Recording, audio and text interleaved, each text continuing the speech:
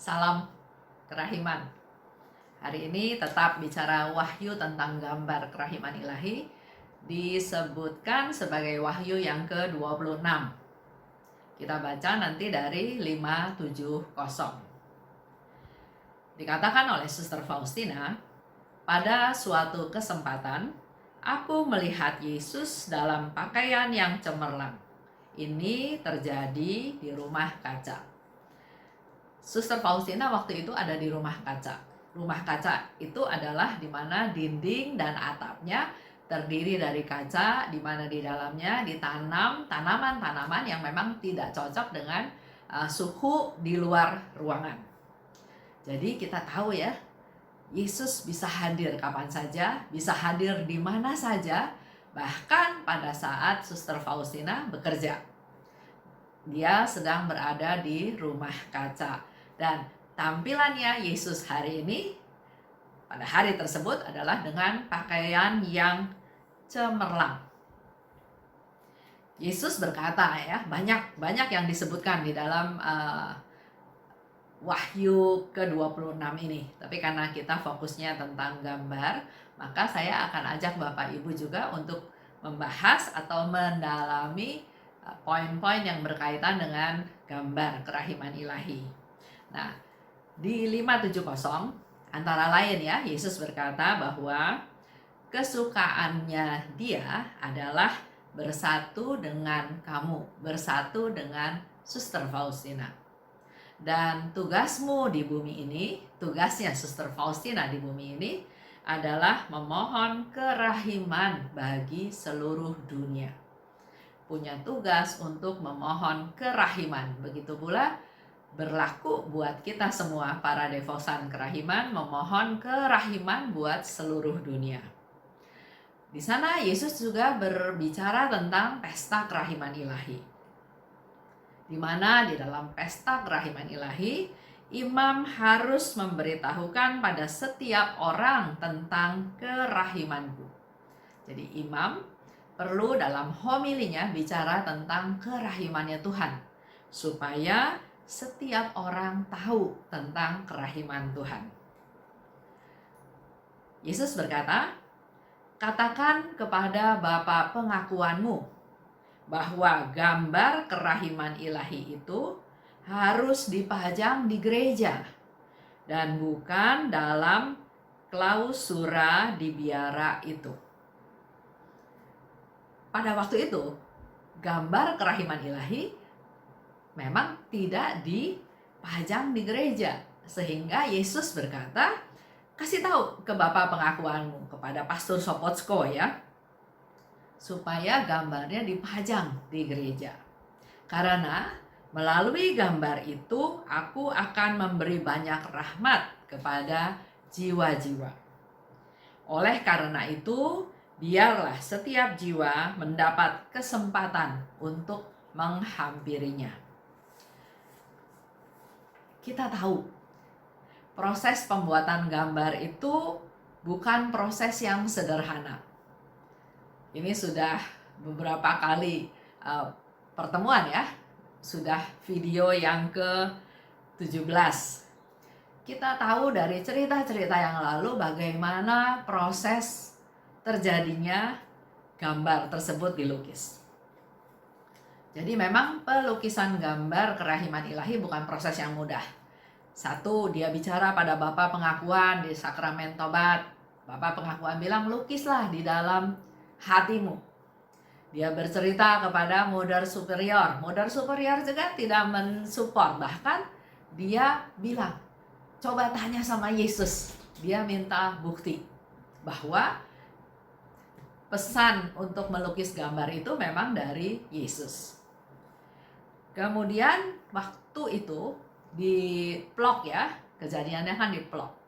Dia juga berbicara kepada superior yang ada di plok. Malah superior itu memberikan koas dan juga kanvas untuk Suster Faustina melukis. Silahkan, lukislah seperti apa yang Yesus minta. Ada temennya Suster Faustina, suster juga, yang prihatin sama permasalahan yang dihadapi oleh Suster Faustina. dia sendiri nggak bisa menggambar. Jadi walaupun Suster Faustina menjelaskan apa yang dia lihat, tetap nggak bisa digambar seperti yang seharusnya ya. Dia memberikan gambar Yesus yang lain kepada Suster Faustina. Nah, karena ada situasi seperti ini, otomatis menjadi sesuatu pembicaraan di dalam biara tersebut. Jadi gosip. Suster Faustina melihat Yesus, Yesusnya begini, begini, begini, Yesusnya minta dilukis pakai kuas, dan seterusnya, seterusnya. Sehingga Suster Faustina dianggap sebagai sok suci, melihat, berhalusinasi, jadi banyak tuduhan-tuduhan yang ditujukan kepadanya. Nah, itu terjadi di Plock. Pada waktu dia ditugaskan ke Vilnius, dia bertemu dengan Pastor Sopocko.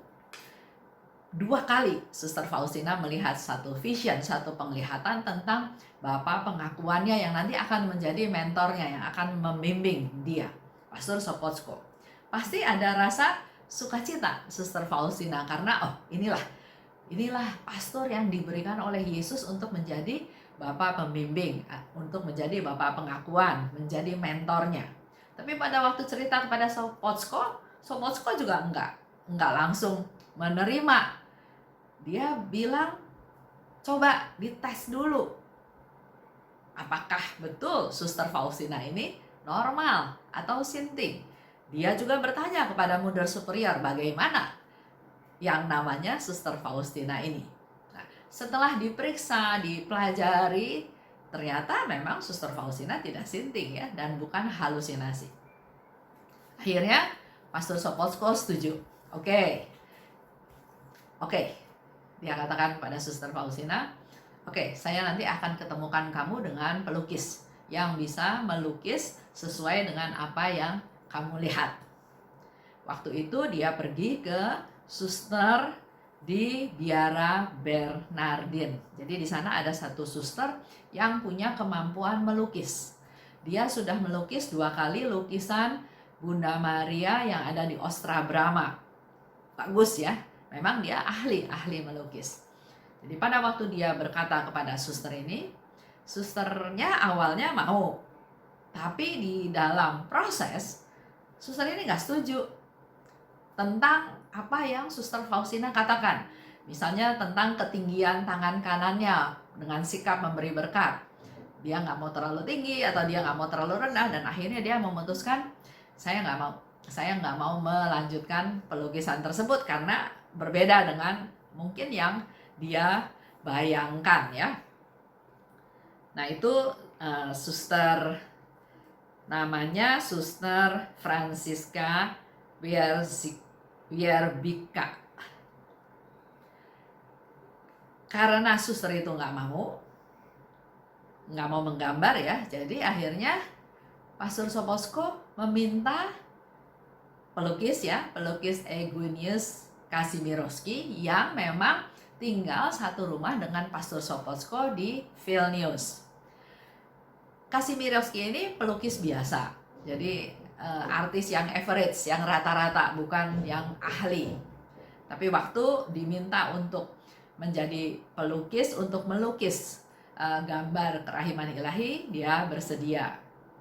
Nah, tapi yang perlu Bapak Ibu ketahui, pada waktu Sopocko minta pelukis untuk melukis, bukan berarti dia setuju, dia percaya sama apa yang dikatakan oleh Suster Faustina.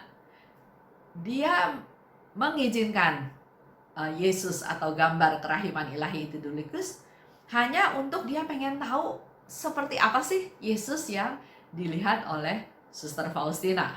Itu ceritanya ya, dengan motivasi yang berbeda, tapi akhirnya Suster Faustina bertemu dengan pelukis Kazimierowski, dan akhirnya mulai 2 Januari 1934 proses melukis gambar kerahiman ilahi dimulai. Suster Faustina datang bisa 1 minggu 1 kali, bisa 1 minggu 2 kali untuk menjelaskan kepada si pelukis apa yang dia lihat. Nah, untuk melukis bagian-bagian tertentu, Pastor Sopotsko lah yang menjadi modelnya ya. Khususnya katanya waktu melukis tentang jubah, posisi kaki, kepalanya Yesus, dan juga pandangan mata Yesus. Pada waktu gambar itu sudah hampir selesai, baik Suster Faustina maupun Pastor Sopotsko kecewa dengan gambar tersebut. Nggak bagus. Mungkin bisa disebut juga jelek ya, karena kita tahu di diary Faustina yang lain disebutkan bahwa Suster Faustina nangis. Nangis karena ternyata gambar tersebut tidak seperti seindah yang dia lihat.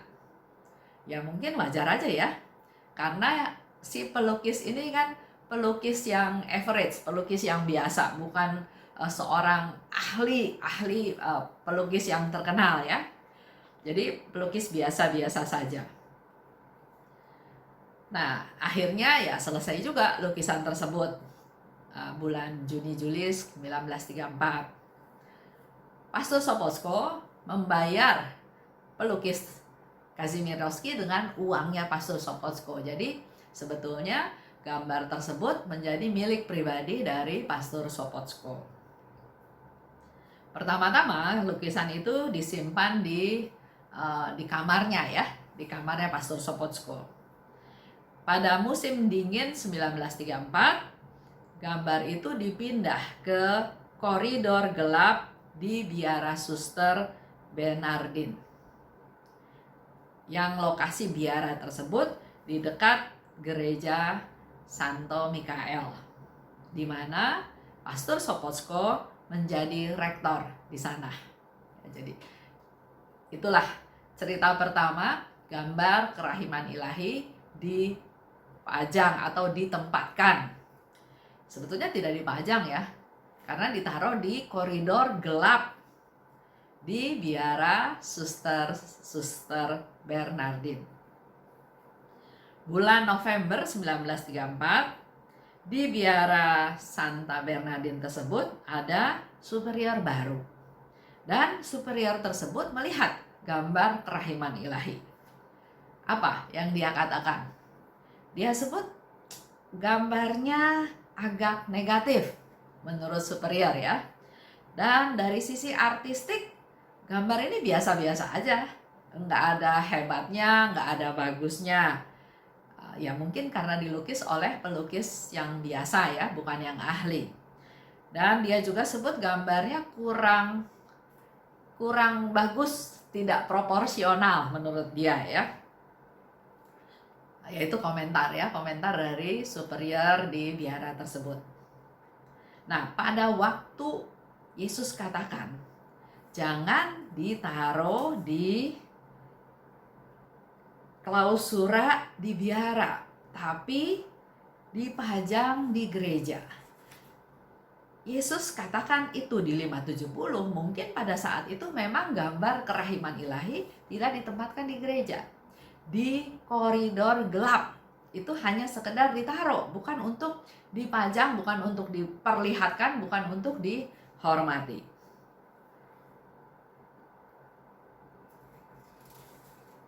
Nah, sekarang coba kita lihat dengan refleksi dengan diri kita sendiri. Kita semua pasti punya gambar kerahiman ilahi, karena setiap tahun ada pemberkatan gambar pada pesta kerahiman. Ada juga gambar yang besar, yang kecil, yang model tertentu ya. Pasti kita punya gambar. Seperti Bapak Ibu juga lihat ya, di background saya itu juga semua gambar kerahiman ilahi. Dari buku-buku yang ada, di mana covernya adalah gambar kerahiman ilahi, juga kalender yang saya buat, kalender kerahiman ilahi, juga bicara tentang gambar kerahiman ilahi. Pertanyaannya, apakah gambar-gambar tersebut ditempatkan dengan baik atau asal-asalan? Itu refleksi ya ke diri masing-masing. Sedangkan Yesus katakan pada Pastor Sopotsko, ya berkata kepada Suster Faustina untuk dibicarakan kepada Pastor Sopotsko, dia mau gambar kerahiman ilahi dipajang di gereja, bukan di lorong atau koridor gelap di dalam biara tersebut. Kenapa minta dipajang? Supaya banyak yang lihat, supaya banyak yang tahu, yang nggak tahu menjadi tahu karena bertanya. Saya pernah ke satu gereja ya di Tegal. Gambar kerahiman ilahinya dipasang besar di samping altar, ya sudah dekat altar ya. Jadi siapapun yang masuk ke gereja tersebut langsung kelihatanlah gambar kerahiman ilahi. Pernah juga saya pergi ke satu gereja yang ada di Labuan Bajo ya, katedral. Gerejanya besar, bagus. Tapi saya cari, mana nggak ada gambar kerahiman. Oh bukan di Labuan Bajo, di gereja di Sanggau, gereja katedral di Sanggau. Gerejanya bagus, besar. Waktu itu saya ke sana karena mau hadir dalam pentahbisan uskup baru, yaitu Bapak Valentinus Saeng ya, sebagai uskup baru di Sanggau. Gerejanya besar, bagus. Tapi saya lihat, mana ya, nggak ada gambar kerahiman. Ada sedikit keinginan, kenapa nggak ada gambar kerahiman di sini? Tapi pada waktu saya masuk dari pintu samping, di dekat altar, ternyata di sana ada. Di sana kelihatanlah gambar kerahiman ada dipasang ya, dipajang di dinding. Tapi memang tidak langsung kalau umat masuk ke gereja tersebut, gambar itu nggak langsung kelihatan. Lebih kelihatan kalau masuknya dari pintu yang dekat altar. Yaitu salah satu contoh aja ya. Nah, tapi di dalam cerita ini sekarang, di mana gambar itu ditaruh di koridor yang gelap di dalam biara. Jadi bukan untuk dipajang, bukan untuk dilihat. Padahal Yesus mau gambar itu dipajang di gereja supaya banyak yang lihat. Kenapa? Ya karena melalui gambar itu aku akan memberi banyak rahmat kepada jiwa-jiwa. Jadi tahapannya Yesus perlu gambar itu dipajang. Orang yang nggak tahu jadi tahu. Orang yang nggak tahu bisa bertanya apa maksud gambar tersebut. Dan kita para devosan bisa menjelaskan apa maksud gambar tersebut, apa arti gambar tersebut. Dan melalui gambar itu, Yesus bisa memberikan banyak rahmat kepada jiwa-jiwa. Jadi dalam tanda kutip, Yesus perlu gambar tersebut. Gambar itu perlu dipajang, diperlihatkan, bukan ditutup. Apalagi disimpan di koridor yang gelap di dalam biara. Yesus memakai gambar kerahiman ilahi sebagai sarana, sebagai alat untuk Dia memberikan banyak rahmat. Gambar itu perlu disebarluaskan, perlu diketahui, perlu dimiliki oleh semakin banyak orang. Nah, kembali lagi ke cerita waktu kami pelayanan ke Labuan Bajo ya, khususnya ke Desa Nunang. Kami membawa gambar kerahiman ilahi cukup banyak, yang ukuran juga cukup besar, di mana kita minta kepada pasturnya untuk diberikan kepada satu keluarga minimal ada satu gambar kerahiman ilahi. Dan kita tanya ada berapa banyak kakak di sini? Dan Romo katakan ada 550 kakak. Dan kita harap, kita minta ya kepada Romo supaya Romo berikanlah gambar ini satu persatu. Semoga setiap keluarga di setiap rumahnya ada gambar kerahiman ilahi. Karena seperti yang tadi Tuhan bilang kan, Dia mau memberikan banyak rahmat kepada jiwa-jiwa melalui gambar tersebut. Jadi kalau gambar itu dipajang, dihormati di setiap keluarga yang ada di Desa Nunang, kita bisa bayangkan berkat Tuhan mengalir kepada setiap keluarga yang ada di sana. Dan Yesus pertegas lagi supaya setiap jiwa dapat kesempatan untuk menghampirinya. Romo sudah berkati gambar tersebut dibagikan kepada setiap kakak supaya Yesus katakan setiap jiwa memperoleh kesempatan untuk menghampiri kerahiman Tuhan, untuk menghampiri gambar kerahiman ilahi. Nah, kalau dilihat dengan kejadian 1 April 1937, waktu itu Pastor Sopocko minta izin pada Bapak Uskup Agung di Vilnius.